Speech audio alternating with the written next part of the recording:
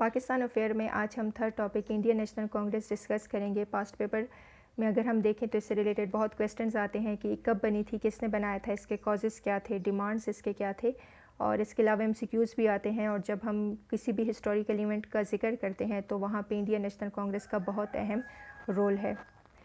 1885 में एक retired English civil servant थे जिनका नाम था सर एलन ऑक्टिवन ह्यूम। इन्होंने एक नॉन ऑफिशियल ऑर्गेनाइजेशन बनाई जिसका नाम उन्होंने इंडियन नेशनल कांग्रेस रखा। यहाँ इसको इंडियन नेशनल इसलिए कहते हैं कि सब कॉन्टिनेंट के तमाम लोगों के लिए ये थी, तमाम इंडियंस के लिए थी, चाहे वो मुस्लिम्स हो, हिंदूज़ हो या बाकी माइनॉरिटीज़ हो।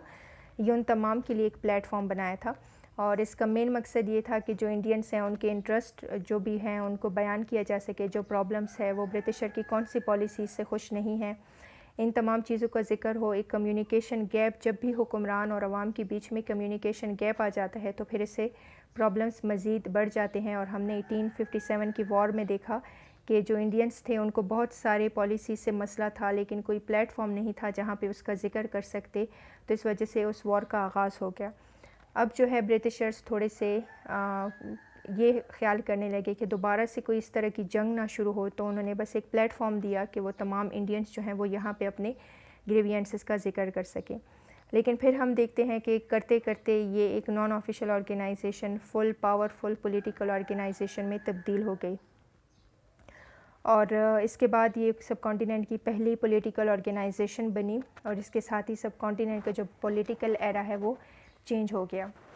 अब काजेज़ हम वन बाय वन डिस्कस करते हैं कि वो कौन सी काजेज़ थी। सबसे बड़ी काज हॉलोकॉस्ट ऑफ 1857 यानी वॉर ऑफ 1857 इसकी सबसे बड़ी वजह बनी। और उस वॉर का जब हमने जिक्र किया था तब हमने उसके काजेज़ में कहा था कि कम्युनिकेशन गैप बहुत ज़्यादा था रूलर्स के बीच में और रूल्ड के बीच में, यानी सब कॉन्टिनेंट के लोगों के बीच में और ब्रिटिशर जो उस वक्त उन पे हुक्मरानी कर रहे थे उनके बीच में कम्युनिकेशन गैप बहुत था। और ब्रिटिशर्स को अंदाज़ा नहीं था कि इंडियंस उनकी कौन कौन सी पॉलिसी से खुश नहीं हैं। तो उस कम्युनिकेशन गैप को ख़त्म करने के लिए एक प्लेटफॉर्म ज़रूरी था, इसलिए उन्होंने कांग्रेस की बुनियाद रखी। फिर हम फेमिन ऑफ 1877 का जिक्र करते हैं कि 1877 में ये सब कॉन्टिनेंट में कहत आया और उस कहत में जो ब्रिटिश गवर्नमेंट थी वो बिल्कुल फेल हो गई थी। वो जो इंडियंस थे उनको किसी तरह से इस कहत से निकाल नहीं सकते थे, तो इंडियंस थोड़े और हॉस्टाइल हो गए कि ये कैसे रूलर्स हैं कि हमारे ऊपर हुक्मरानी कर रहे हैं लेकिन ये हमें इन चीज़ों से बाहर नहीं निकाल सकते। तो उस चीज़ के लिए फिर उन्होंने एक प्लेटफॉर्म बनाया कि जहाँ पे वो उनसे डायरेक्टली उनकी ग्रीवियंसेस पूछ सकें। फिर रेशियल डिस्क्रिमिनेशन बहुत ज़्यादा था और हमने अलीगढ़ टॉपिक जब पढ़ा था तो वहाँ पे भी जिक्र किया था कि सर सैयद अहमद ख़ान ने एक ऐसे लिखा था जिसको और उसका नाम था कॉजेस ऑफ इंडियन रिवॉल्ट। और उसमें उन्होंने जिक्र किया था कि जो 1857 की वॉर हुई थी ये मुस्लिम्स या हिंदूज़ को ब्लेम नहीं देना चाहिए ब्रिटिशर्स को, बल्कि इसके ज़िम्मेदार ख़ुद ब्रिटिशर्स थे, क्योंकि एक रेशियल डिस्क्रिमिनेशन उन्होंने इतना बना दिया था सब कॉन्टिनेंट में। और वो जो इंडियंस थे उसको बड़ा कमतर समझते थे, ना तो अच्छी पोस्ट के लायक समझते थे, ना ही बाकी चीज़ों में। एडमिनिस्ट्रेशन भी सारी इनके हाथ में थी और गवर्नमेंट टायर्स में भी सारे अंग्रेज़ बैठे हुए थे। तो वहाँ पे उन्होंने एक बड़ा रेशियल डिस्क्रिमिनेशन किया था और सर सैयद अहमद ख़ान भी उनसे डायरेक्टली उस ऐसे में बात की थी कि आप इस रेशियल डिस्क्रिमिनेशन को ख़त्म करो, आप इंडियंस को इतना कमतर ना समझो। यहाँ इंडियन से मुराद हिंदू मुस्लिम दोनों हैं। फिर एक चौथी रीज़न क्या बनी कि जो एग्रीकल्चर पॉलिसीज़ थी, जो इंडस्ट्रियल पॉलिसीज़ थी, वो लोगों के हक़ में नहीं थी। सब कॉन्टिनेंट को ट्रेड हब भी कहा जाता था, सब कॉन्टिनेंट को एग्रीकल्चर हब भी कहा जाता था। यहाँ जो लैंड है वो ज़राअत को फेवर करती थी और एग्रीकल्चर जो है वो बहुत सारे लोगों की अर्निंग होती थी यहाँ से। लेकिन फिर ब्रिटिशर्स की कुछ ऐसी पॉलिसीज़ थी जैसे 1857 के वॉर से पहले भी लोग खुश नहीं थे और अब भी लोग उन पॉलिसीज़ से तंग थे। तो उन्होंने इस वजह से भी एक प्लेटफॉर्म बना दी, एक ऑर्गेनाइजेशन बना दी कि बजाय हमारे अगेंस्ट वॉर स्टार्ट करने के लोगों को एक प्लेटफॉर्म मिले जहाँ पे वो हमें पता चल सके कि कौन कौन सी पॉलिसी से वो खुश नहीं हैं। फिर फिफ्थ काज की हम बात करते हैं तो लिबर्ट बिल 1884 का जिक्र हमने अपने सेकंड टॉपिक में किया था और इसका ताल्लुक़ इससे है कि सब कॉन्टिनेंट में रेशियल जो डिस्क्रिमिनेशन थी, यानी इंडियंस को कमतर समझने वाले जो ख़यालात थे अंग्रेज़ों के, उसके बेसिस पे उन्होंने कहा था कि अगर कोई यूरोपियन है, अगर कोई अंग्रेज़ है, उससे कोई जुर्म हुआ है तो हाई कोर्ट में जो अंग्रेज़ जज हैं सिर्फ वही उसके अगेंस्ट फ़ैसला सुना सकते हैं। यानी वो ये नहीं चाहते थे कि किसी अंग्रेज़ को कोई इंडियन जज जो है वो सज़ा सुना दे। लेकिन जब ये बिल पास हुआ, ये कंट्रोवर्शियल बिल हम इसको कहते हैं, ये जब पास हुआ तो इस बिल में था कि अगर कोई अंग्रेज़, कोई यूरोपियन, कोई ब्रिटिशर से कोई क्राइम हो चुका है, किसी का कत्ल किया है, तो एक हाई कोर्ट में बैठा इंडियन जज भी उसको सज़ा सुना सकता है। तो एक तरह से इस बिल के बाद जो है वो डिस्क्रिमिनेशन काफ़ी हद तक ख़त्म हो चुका था। और अलीगढ़ मूवमेंट में हमने ज़िक्र किया था कि सर सैयद अहमद ख़ान ने इस बिल को वार्मली वेलकम किया था कि ये बहुत अच्छा इनिशिएटिव है ब्रिटिशर्स की तरफ से।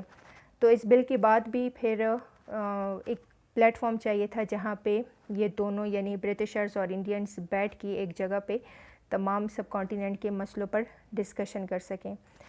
फिर सिक्स्थ पॉइंट यहाँ पे है, मार्च 1883 में सर ह्यूम ने कलकत्ता के जो ग्रेजुएट्स थे कलकत्ता यूनिवर्सिटी के, उनसे मुखातिब हुए और कहा कि वो अपनी कंट्री के लिए वॉलंटियरली अपने सर्विसेज प्रोवाइड करें। तो वॉलंटियरली सर्विसेज के लिए भी एक ऑर्गेनाइजेशन की ज़रूरत थी और इस तरह से उन्होंने कांग्रेस की बुनियाद रखी।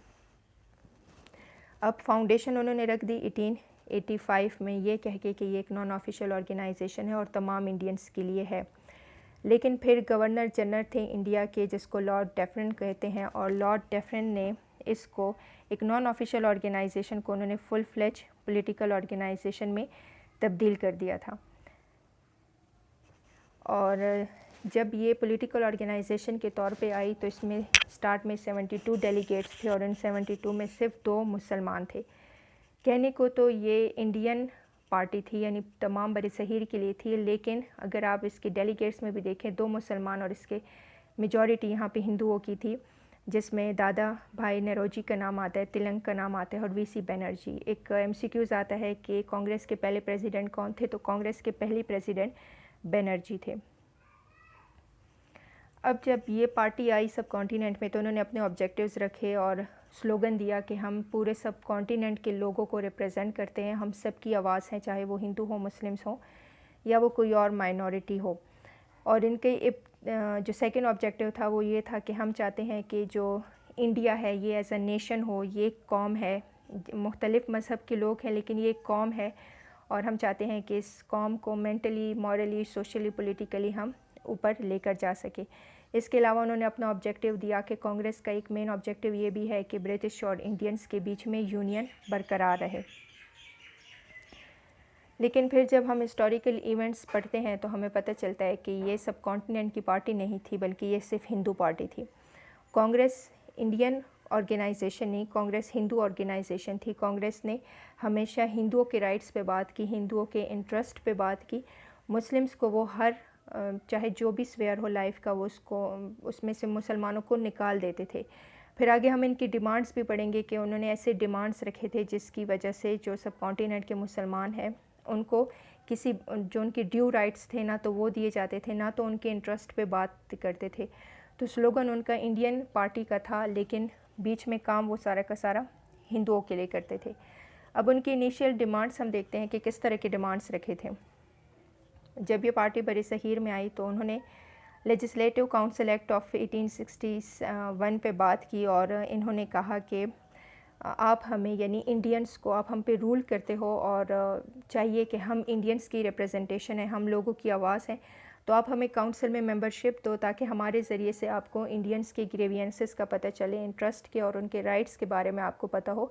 तो उन्होंने डिमांड की कि लेजिस्लेटिव काउंसिल में हमें मेंबरशिप दो। अब यहाँ वो मांग रहे थे इंडियन मेंबरशिप, लेकिन बेसिकली इंडियन नहीं, वो हिंदुओं को काउंसिल में लेकर आना चाहते थे। फिर उन्होंने ये डिमांड की कि एडमिनिस्ट्रेटिव बॉडीज़ जो हैं गवर्नमेंट की वहाँ पे भी इंडियंस को रिप्रेजेंटेशन दो। फिर एक थर्ड इम्पॉर्टेंट डिमांड उनकी कि आप हमें सेंट्रल और प्रोविजनल काउंसिल में जो है रिप्रेजेंटेशन दो but through general election instead of nomination, यानी आप हमें नॉमिनेट नहीं करोगे, आप जनरल इलेक्शन करवाओगे। और वेस्टर्न डेमोक्रेसी में जब हम जनरल इलेक्शन की बात करते हैं तो वहाँ का मतलब है कि जो मेजॉरिटी होती है उसी की रिप्रेजेंटेशन होती है। और वो कांग्रेस इस चीज़ को बहुत अच्छी तरह समझते थे कि मेजॉरिटी सब कॉन्टिनेंट में हिंदुओं की है, तो ऑब्वियसली जनरल इलेक्शन के बाद सेंट्रल काउंसिल में भी, प्रोविजनल काउंसिल में भी हिंदू आएंगे और मुसलमानों का यहाँ पे कोई नामो निशान नहीं होगा। थर्ड डिमांड उन्होंने रखी थी कि कम्पिटिटिव एग्जामिनेशन रखो। जैसे हम अपने कम्पिटिटिव एग्ज़ाम्स की बात करें, CSS हो गया, ये भी ब्रिटिशर्स से ही हमने इनहेरिट किया ये पूरा एग्जामिनेशन सिस्टम। और इन्होंने कहा था कि जो गवर्नमेंट की अच्छी सर्विसेज हैं उनके लिए आप कम्पिटिटिव एग्जामिनेशन रखो, इंडियंस को कोटा दो और हम उस पर आएंगे। अब यहाँ एक चीज़ पे आप गौर करें कि हमने जब अपना फर्स्ट 2 टॉपिक्स पढ़े थे तो वहाँ हमने ज़िक्र किया था कि मुसलमानों जो है वो एजुकेशन में बहुत पीछे रह गए थे, क्योंकि वो मॉडर्न एजुकेशन इंग्लिश लैंग्वेज सीखना नहीं चाहते थे और कम्पिटिटिव एग्जामिनेशन में फिर मुसलमानों का कोई चांस नहीं बनता था कि वो अच्छे अच्छे सर्विसेज पे आएँ। अब इस कांग्रेस पे सर सैयद अहमद ख़ान ने क्रिटिसिज्म किया था। सर सैयद अहमद ख़ान ने मुसलमानों को सख्ती से रोका था कि वो इस पार्टी का हिस्सा ना बने, क्योंकि एक चीज़ उन्होंने इनकी डिमांड से उनको पता चल गया था कि जितने डिमांड्स हैं वो हिंदुओं के फेवर में है, तो ये मुस्लिम इंटरेस्ट की बात करने वाली पार्टी नहीं है। लिहाजा मुसलमानों, और वैसे भी मुसलमान जो है वो पॉलिटिकली इतना एक्सपीरियंस उस वक्त उनका नहीं था, तो उन्होंने जब अलीगढ़ मूवमेंट हुई उस दौरान ही ये नेशनल कांग्रेस बनी थी और वहाँ पे भी हमने जिक्र किया था कि उन्होंने मुसलमानों को सब कॉन्टिनेंट के पॉलिटिक्स में पार्टिसिपेट करने से रोक दिया था। फिर उन्होंने उसकी कुछ डिमांड्स पे भी बड़ा क्रिटिसाइज़ किया था और सबसे पहले क्रिटिसिज्म उन्होंने इस पे किया था कि आप जो जनरल इलेक्शन की बात करते हो कि जनरल इलेक्शन करवाओ और फिर हमें काउंसिल्स में रिप्रेजेंटेशन दो, तो आपको पता है कि सब कॉन्टिनेंट में हिंदू की मेजॉरिटी है और वेस्टर्न डेमोक्रेसी कहती है कि जिसकी मेजॉरिटी होगी उसी की रिप्रेजेंटेशन होगी। तो इस तरह से मुसलमानों को तो कोई रिप्रेजेंट करने वाला नहीं होगा, ना ही उनके राइट्स पे और इंटरेस्ट पे कोई बात करने वाला होगा। फिर उन्होंने थर्ड क्रिटिसिज्म इस पर भी किया कि उन्होंने कहा कि जो मुस्लिम्स को भी कहा कि आप अभी एजुकेशन फील्ड में हिंदुओं का मुकाबला नहीं कर सकते हो। इकोनॉमिकली भी वॉर के बाद मुसलमानों का बहुत बुरा हाल था, पीएन की और क्लर्क्स की जॉब दी जाती थी उनको, तो इकोनॉमिकल फील्ड में भी वो बहुत पीछे थे। लिहाजा सर सैयद अहमद के अकॉर्डिंग अभी वो इस पोजीशन में नहीं है कि वो पॉलिटिक्स में पार्टिसिपेट कर सकें। थर्ड क्रिटिसिज्म उन्होंने कम्पिटिटिव एग्जामिनेशन की डिमांड पे किया था कि कांग्रेस जानती है कि जो मुस्लिम मेजॉरिटी है, मुसलमान भी वहाँ पे एक अलग कौम की तरह थे, तो वो एजुकेशन फील्ड में पीछे हैं। तो अगर आप इन सर्विसेज के लिए कम्पिटिटिव एग्जामिनेशन की डिमांड कर रहे हो तो इसका मतलब है कि आप मुस्लिम्स को कम्प्लीटली इन सर्विसेज से बाहर निकाल रहे हो, क्योंकि मुसलमान उस वक्त इन एग्जामिनेशन के उस पर नहीं थे, लेवल पे नहीं थे कि वो इस तरह की किसी एग्जामिनेशन के ज़रिए से आएँ। तो इन तमाम डिमांड्स पे जब हम गौर करते हैं तो ये तमाम डिमांड्स सिर्फ हिंदुओं के इंटरेस्ट पर जा रहे थे, हिंदुओं के फेवर में जा रहे थे और मुस्लिम्स को ऑलरेडी सब कॉन्टिनेंट में उनका बुरा हाल था और इन डिमांड्स की वजह से वो मज़ीद जो है वो उनकी जो कंडीशंस थी वो बुरी हो रही थी। तो लिहाजा सर सैयद अहमद ख़ान ने क्रिटिसाइज़ किया था कांग्रेस पे बहुत और मुसलमानों को भी इस पार्टी को ज्वाइन करने से मना किया था। कंक्लूजन पे बात करें तो 1885 में बनी, नॉन ऑफिशियल ऑर्गेनाइजेशन के तौर पे बनी, लेकिन फिर जो लॉर्ड डैफरन थे, गवर्नर जनरल थे, उन्होंने इसको एक पॉलिटिकल पार्टी बना दिया और इसके बाद 72 डेलीगेट्स में 2 मुस्लिम्स थे, बाकी मेजॉरिटी हिंदुओं की थी। और फिर उनके डिमांड्स पढ़े हमने कि वो किसके इंटरेस्ट में जा रहे थे।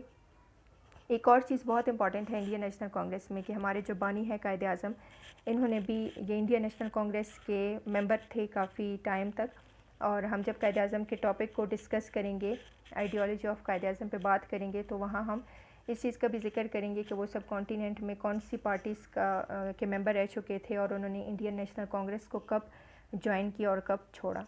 So this is all about Indian national Congress. Thank you so much.